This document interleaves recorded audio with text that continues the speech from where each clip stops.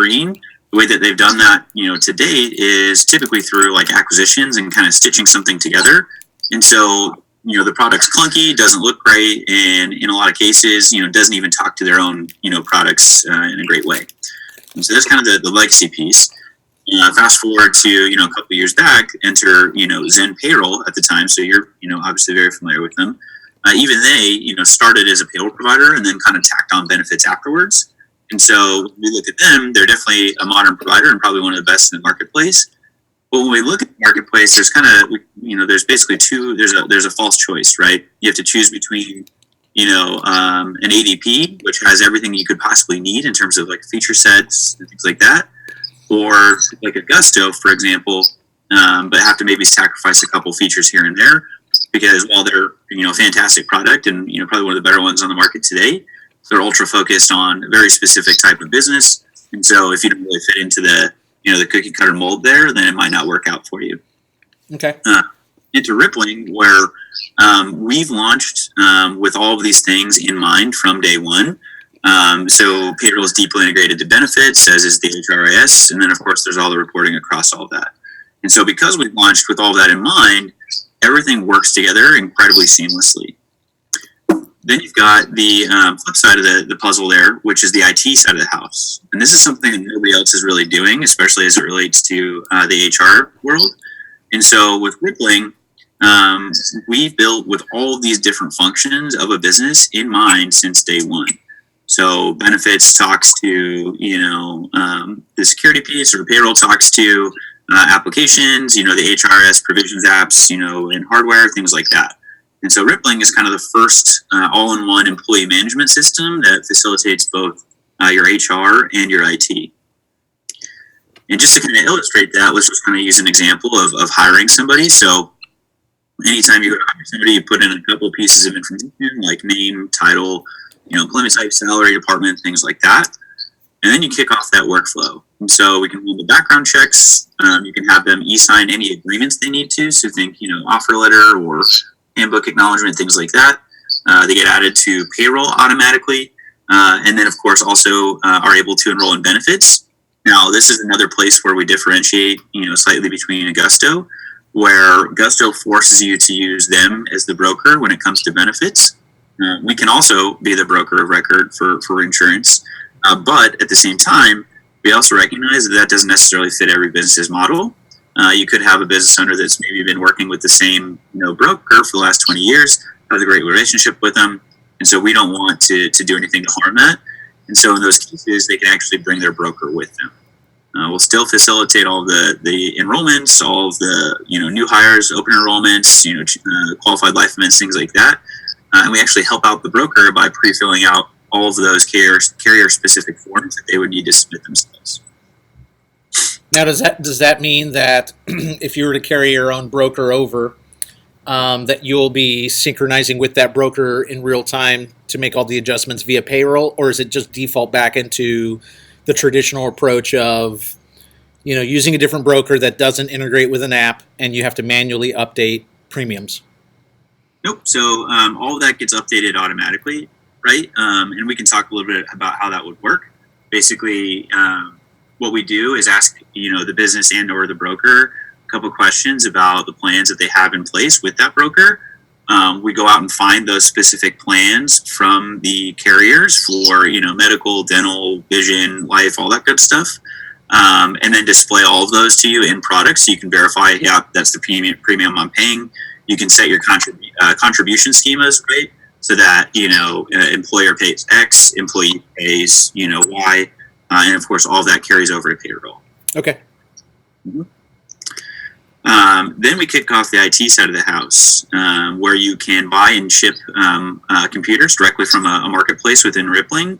We pre-install any desktop software that needs to come in on the laptop there. So think like, the Slack client or Zoom client, Office Suite, anything that it needs to have, is placed on the desktop.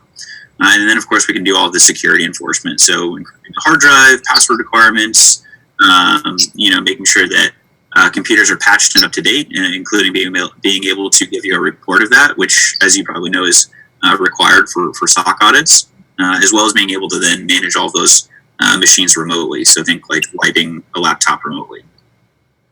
Okay. Then we get into the cool, probably the cooler part. And let me go back there.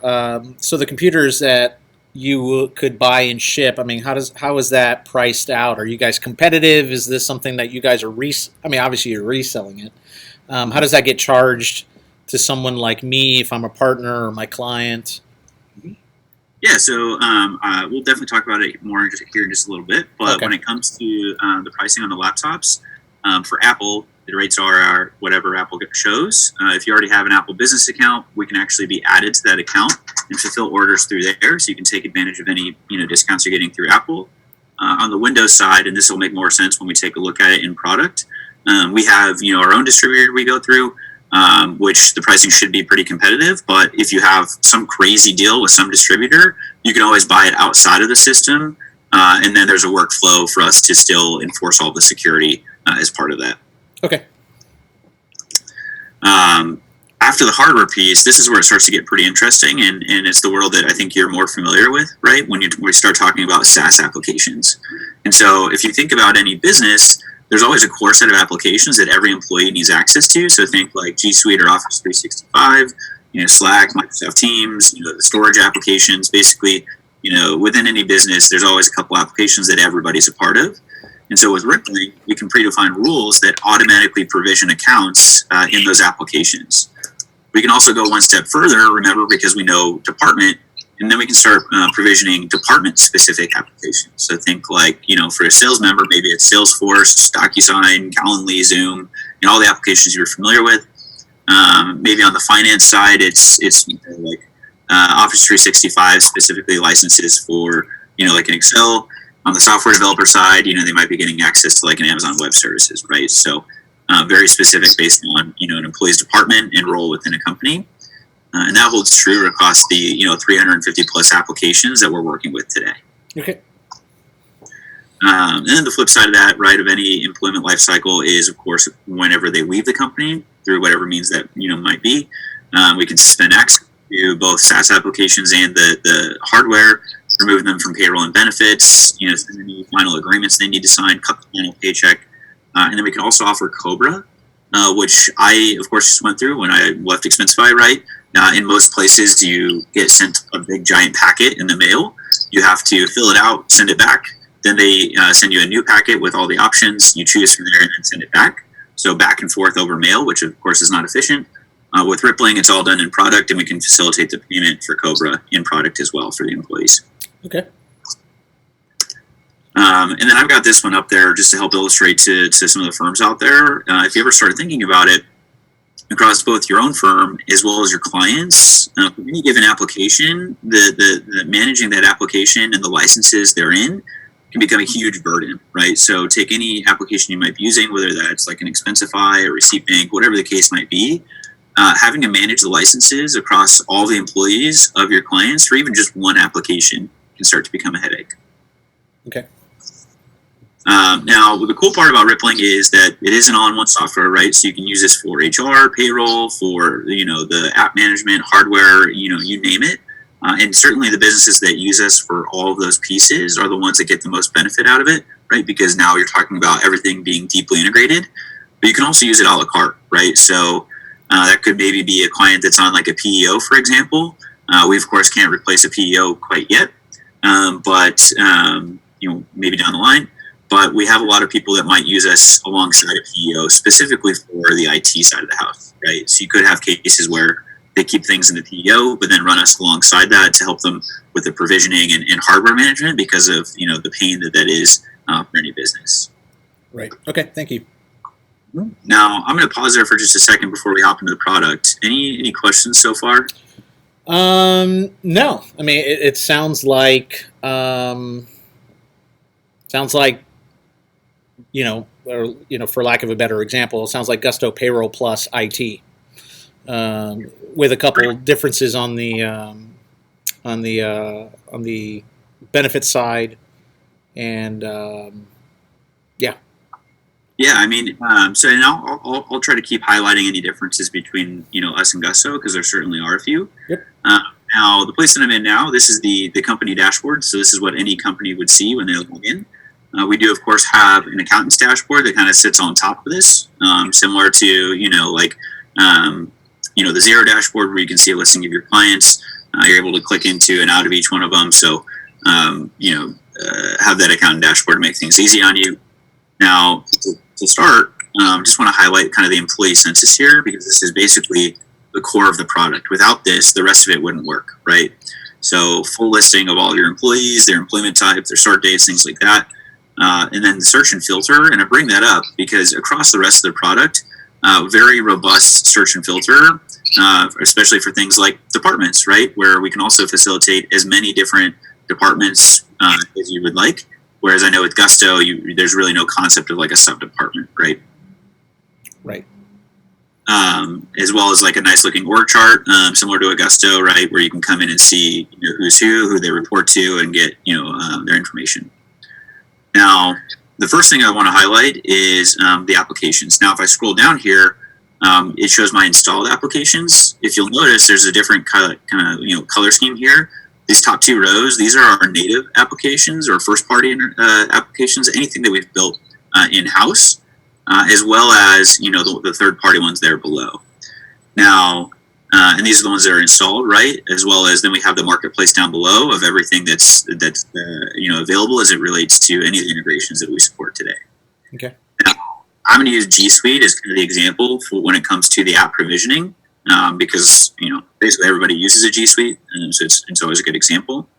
But after you connect it up, you go through and set access rules, right? Where you can determine who's going to be provisioned an account in this application. You can do it based on employment type, right? You can see a couple of examples here.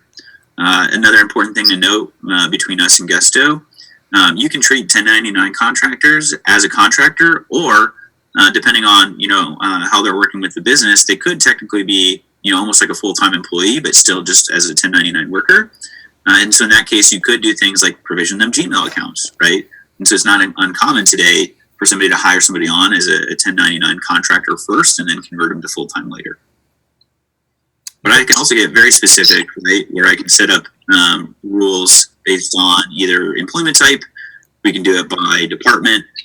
So maybe think, for Salesforce, for example, I'd come in and say only sales, and then maybe marketing, or more specifically, maybe customer success under the customer support model. Or, of course, I can also do it by work location, right? So I can get as specific as I want to with those provisioning rules to determine who's going to get access to that application. And that's for specifically, as far as access to that application, that's for when you send them equipment, right? This is specifically for SaaS applications. Okay, so basically Rippling establishes the account for you on your behalf, and you set the rule behind it? Yep, so you set up a rule that says anytime I hire somebody that meets any of these rules here, they're going to be provisioned with an account in that application. So for G Suite, normally you wouldn't go through all this, right? It would typically just be, everybody maybe except 1099 contractors, and that's it. Because, for a G Suite, pretty much everybody gets an account. But you could also get really specific for maybe other applications that are specific to a certain department, for example. Okay. You can also set up groups. Now, the word groups is kind of a ubiquitous term, right? Because within each application, the nomenclature is different. So with Slack, it's channels. G Suite, it is groups. Salesforce, profiles. Trying to think other examples here. Expensify its policies, right? Within every application, there's always some type of concept of a group, right? And so, alongside just the provisioning of an account, you can also set rules around who's going to get added to a specific group. I could come in and say, everybody in the sales department, anybody maybe in the San Francisco office, and then maybe only managers. And so again, I can predefine not only who's going to get an account in general, but what groups they're going to belong to. Okay. Any questions on the SaaS provisioning?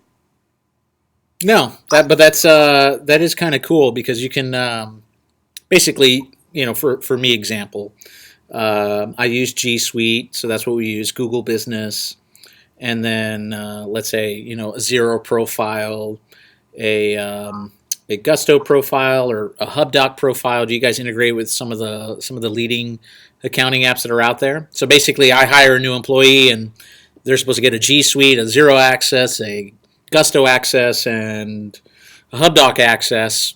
It sounds like I would go through Rippling, onboard them, and then Rippling sets those accesses up for me and then communicates to the employee on behalf of me, so that way I don't have to go through and set things up. Yes, there are exceptions to that though. Like Zero, for example, they actually don't have user provisioning APIs, so we actually couldn't even create an account for you there. Okay. So if you think about any application, there's a couple different types. There's applications that have these APIs to provision users. There's applications that allow SAML single sign-on, right? So without having to enter a password, I click on this link at the top here and it just signs me in. There's applications that support both of those things. And there's some applications that support none of those things. Gotcha. Yeah. In the cases where there's an application that doesn't support either provisioning or the single sign-on or anything, we also have our own, zero knowledge password manager. I'm not logged into it right now, but basically it works the same way as like a LastPass or 1Password. And so you could use that instead and actually share credentials. So for things like a Twitter, for example, there is no, and of course I don't have it set up, but for things like a Twitter, there is no concept of like users for a business or anything like that. It's just you have a Twitter account. Now, for the marketing department, they're going to need to share that account, but it's important that somebody may not know the password because if you think about it, if you just give somebody your password for the Twitter account, if you fire them tomorrow, they still have access to that unless you remember to go and change the password, and you could be in trouble.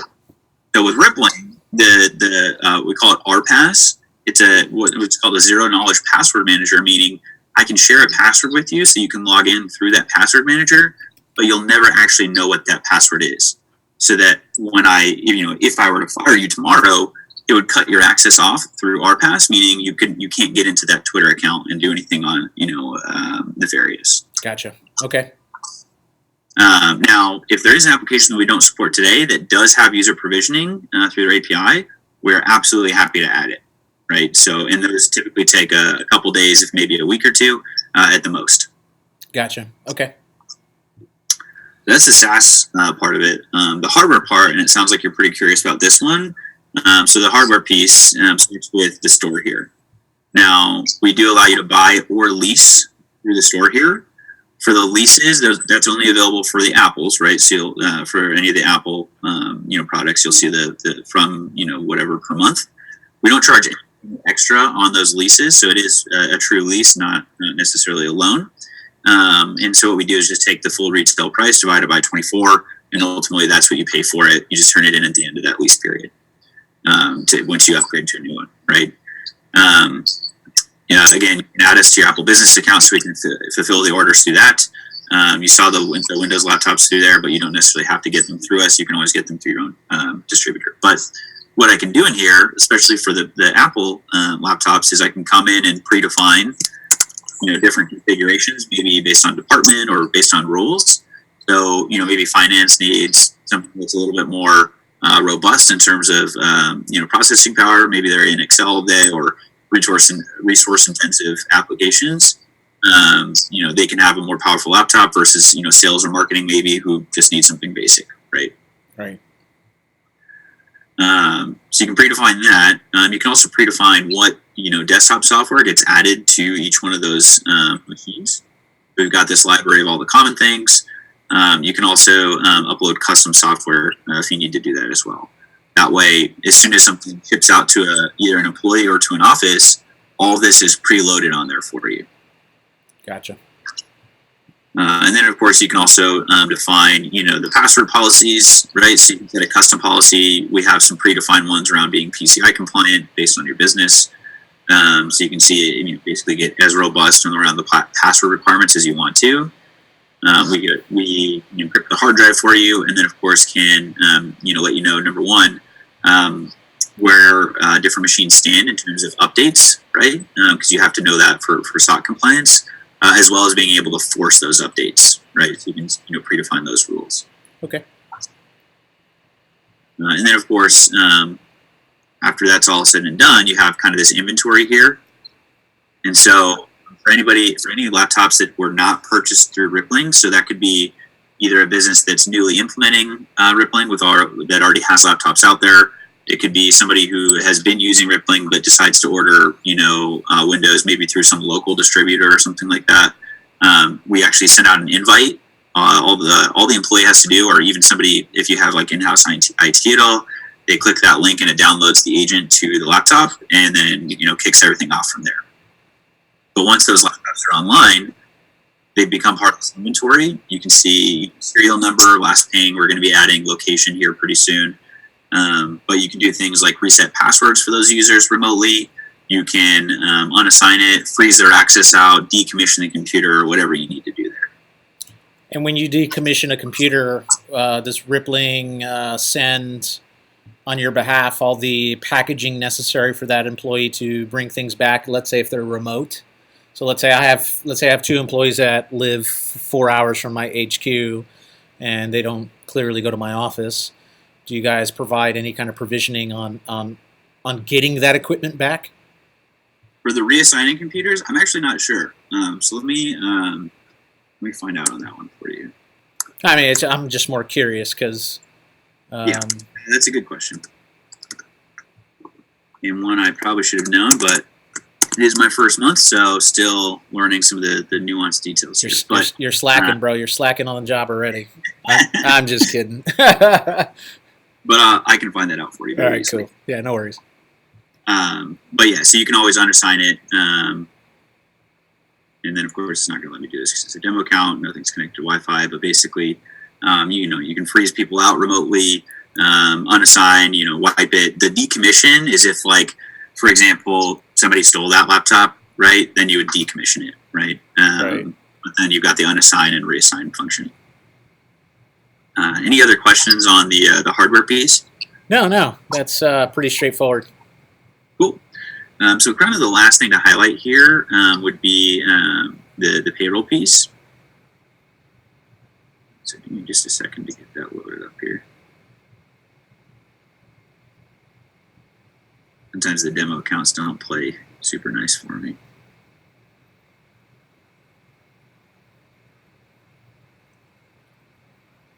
Cool. So again, within Rippling, you have all of these different native applications.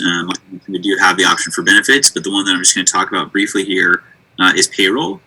Probably the most important. Basically, anytime you think about payroll, there's two sides to it, right? There is the tax calculation, which we actually leverage the same provider Gusto does. So it's a company called Symmetry, where they have APIs that allow us to use like the payroll nexus to calculate everything. So all that's done in product, never have to worry about it. The second part, this is probably the more important of the two, is the tax filing, right? And to be able to launch in all 50 states on day one, which we did, we actually leverage a partner behind the scenes. You'd never have to talk to them. It's all done through us. We indemnify you, but we do all the filings on your behalf. So we are a full-service payroll provider in all 50 states. Okay. Now, when it comes to payroll, us versus Gusto, probably the easiest way of putting it is we do everything Gusto does plus more. Okay, so you can have as many pay runs and pay schedules as you want to, just like a Gusto will, but you can do things like bulk import commissions or reimbursements, right? Whereas Gusto, I think you have to enter them line by line. You can even add on the fly different pay types, and you can do as many as you need to. So we've got all the common ones here, but you can also add custom pay types. So somebody asked me the other day, hey, I've got a company that needs to do multiple bonus types on the same paycheck. Can you do that? Because Gusto can't. And I said, yeah, absolutely. You'd just be able to add a custom pay type. And so this would just take you through all those different pay runs. You can set it to auto run. Otherwise, you can kind of keep your eye on it if you want to. When it comes to hourly employees, we don't have our own time tracker, but we import from kind of all the best in breed. So T-Sheets, When I Work, Deputy, Harvest, Toggle. We're adding Homebase this week. I think we integrate with 10 different time tracking applications today. Okay. So if I go back to payroll here, just to talk through some of the settings here. Another thing that we do a little bit differently, we can support multi-EIN businesses. So if you have any clients that have multiple EINs, you can keep those all in the same company. It just creates, the three different, companies within a company almost, so you can manage everything separately and make sure payments go out at the right times, everything's handled separately. Again, we are in all 50 states. And then we also do something that Augusta is not doing necessarily anyways, where you can set up overnight payroll if you want to. This is more so for some businesses that, don't really care about cash flow. So if you wanted to pre-fund an account, you can facilitate payroll the day before. Gotcha. Of course, we can do all of the R&D credits. Again, auto-approve for payroll is available. You can have as many pay rates and pay types as you want to. And then for the pay rates, you can also do all the blended stuff, right? So you can have an employee that might need to do, they might have multiple pay rates on a single paycheck, especially for maybe the hourly employees. Maybe somebody is, cooking food one day and then maybe washing dishes or waiting tables the next day. So all of that can be calculated, and everything blended is necessary. Does so regarding payroll taxes, does Rippling fetch the payroll tax upon payroll processing, or does it trigger upon tax obligation? We do it upon payroll processing. Okay. I think we do all the calculations. So we would handle those calculations. Federal is remitted, during that pay run, right? Because those are due monthly. State is handled quarterly, so those are all withheld and then remitted quarterly. Okay, so you don't do it upon payroll run. You do it. That is, does the draft trigger upon payroll run for the taxes? Let's say the monthly tax obligation, the quarterly tax obligation, or do you guys queue that up for when they're actually due? Does that make sense? So you mean the draft from the bank account? Yeah, from the business bank account. I believe we do that draft upon payroll run, and then for federal, we're remitting that basically right away. For state, I think we hold it in like an FBO account, but let me double check on that for you.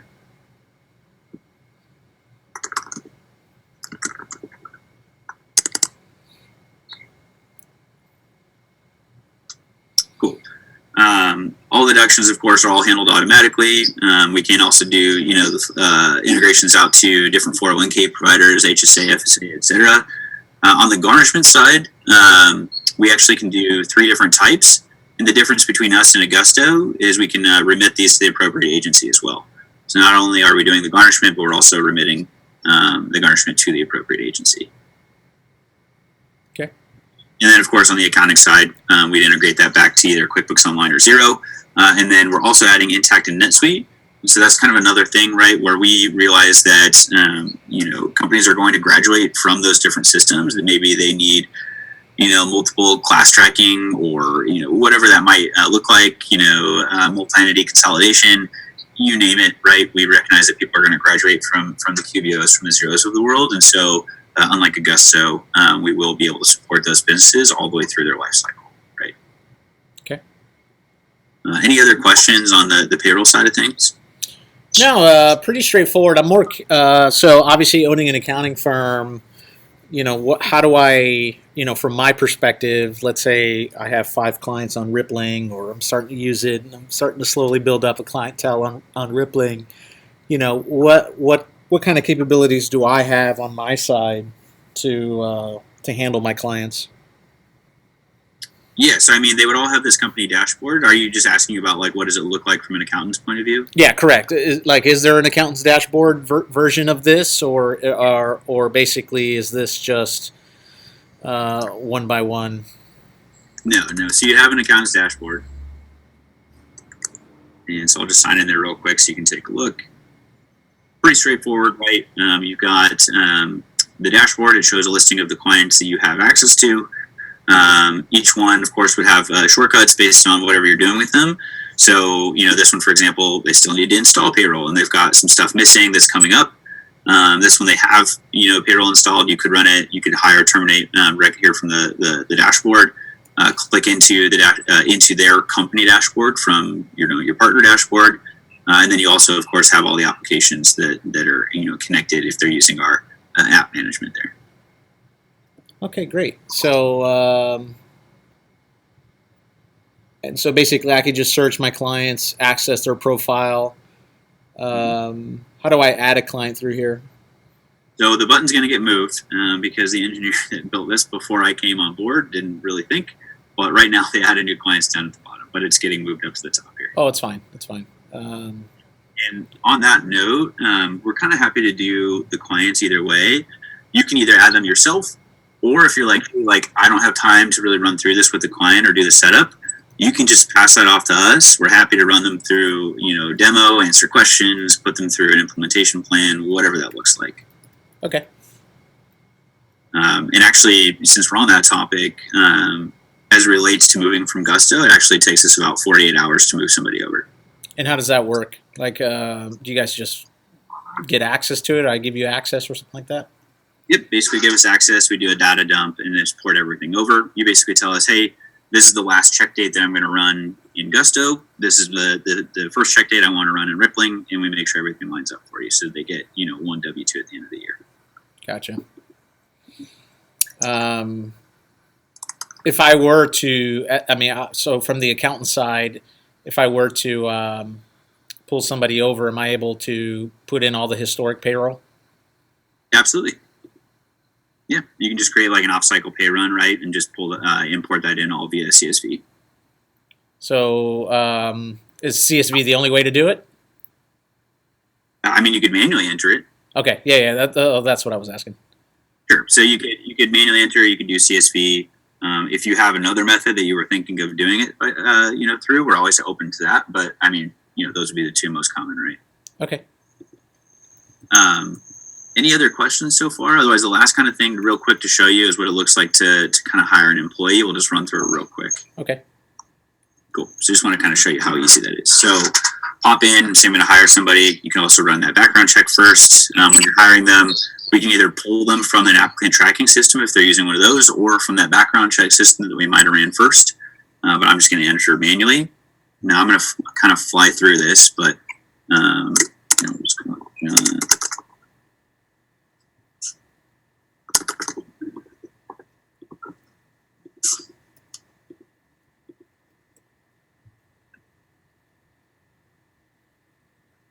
So just kind of takes you through the standard onboarding workflow. I'm going to say without equity, they're going to be in California. It's going to ask me what they're in. Again, I can choose either the top level or go all the way, as deep as I want to. Say they work in San Francisco. We're just going to say sales. They report to the admin. I would set their start date. I can decide when their offer letter expires, enter their duties.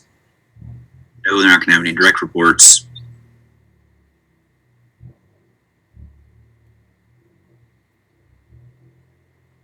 Enter their comp. No, they're not going to have any bonuses. I'm going to choose it instead of giving them the budgets to choose. This is where those predefined, configurations would live. And then I would just pick from them as the hiring manager and say, okay, I can either ship it to the office or I can ship their home address. Now, this is kind of like a summary page, right, where it's going to tell me, hey, these are the documents that we're going to send out to John. This is the information we're going to collect from him. You can also add things like custom fields, right, whether that's a t-shirt size or maybe licensure details if it's some sort of industry that requires some sort of license to be in place. This is the stuff that we're going to do, right? Add them to payroll. We prorate that first paycheck.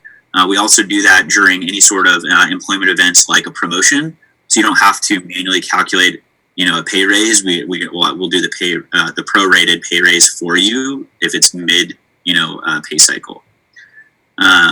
Do all the stuff for the laptop.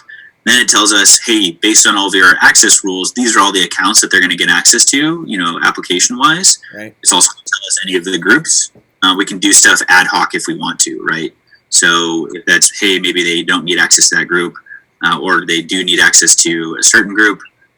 And so we can always do that on the fly. And then that next step is, okay, in this case, I'm going to say no, they didn't need an email address, but normally you could choose it right there. And then the final step is the offer letter, right? So this is populating stuff based on everything that I entered. We do have templates in there for you to use, and then of course I could edit it if I want to.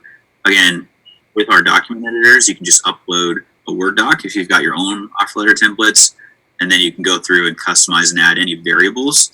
The variables that you can insert could be basically anything that we're grabbing across the entire software base, right? So it could be basically anything. Okay.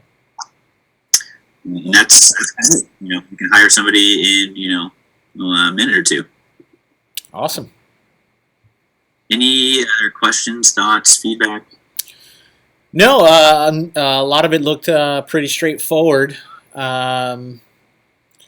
What kind of resources do you guys have on training? Like if I were to have an employee do this, do you guys have some sort of help center or anything like that? So we do have a help center, but what I'll say is that it's not a finished product. So this is still kind of being worked on. Next up after that would actually be a very, specific like accountant certification program. Again, that's on the roadmap, right? I can't do everything in the first month, but Oh, yeah, of course. we will have a certification. So that'll be, coming along the pipeline. In the interim, though, again, this is one of those things where if you've got a client that you're interested in this for, we'll just get on the phone and have one of our sales team take, your accountant, the client, whoever you want to be involved, all the way through the process and support you along the way. Okay. I guess the last piece, did you have like clients that you're thinking about this for right now? Is it more of like a window shop or what are you thinking? So definitely not right now. Most definitely a window shop because I do want to know what options we have as accountants to offer things to clients. I can obviously sit down with my client lists at some point after tax season, I'm sure, Yeah. and see who this would be good for.